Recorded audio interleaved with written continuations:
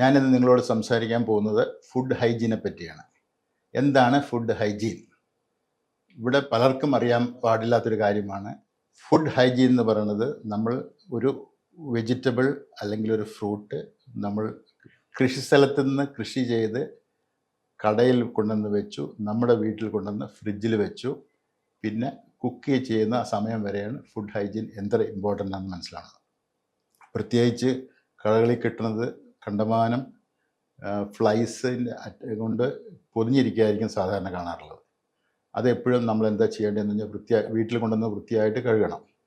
പിന്നെ ഫ്രിഡ്ജിൽ എപ്പോഴും നമ്മൾ സൂക്ഷിക്കാറുള്ളത് ലോവർ പാർട്ട് ഓഫ് ദ ഫ്രിഡ്ജിൽ എപ്പോഴും 1 to 4 ഡിഗ്രി ടെമ്പറേച്ചറിൽ മെയിൻറ്റെയിൻ ചെയ്യണം. ഫ്രീസർ കമ്പാർട്ട്മെൻറ്റിൽ എപ്പോഴും -18 ഡിഗ്രിയിൽ നമ്മൾ എപ്പോഴും ഫുഡ് പ്രിസർവ് ചെയ്യണം. ഒരിക്കലും ഹാഫ് കുക്ക്ഡോ റോ ഫുഡോ ഒന്നിച്ച് ഒരു ഫ്രിഡ്ജിൽ വെക്കാൻ പാടില്ല. എല്ലാം സെപ്പറേറ്റ് ചെയ്ത് വെക്കണം.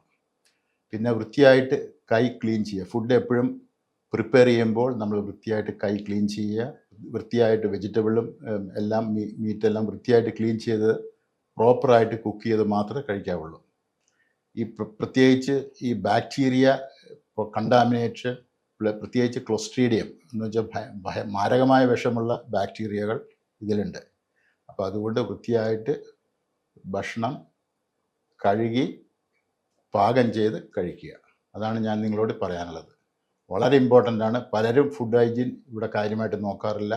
പല ഹോട്ടലുകളിലും food hygiene is very poor. നമ്മൾ കഴിക്കുന്ന ഭക്ഷണം എപ്പോഴും സൂക്ഷിച്ച് കഴിക്കുക.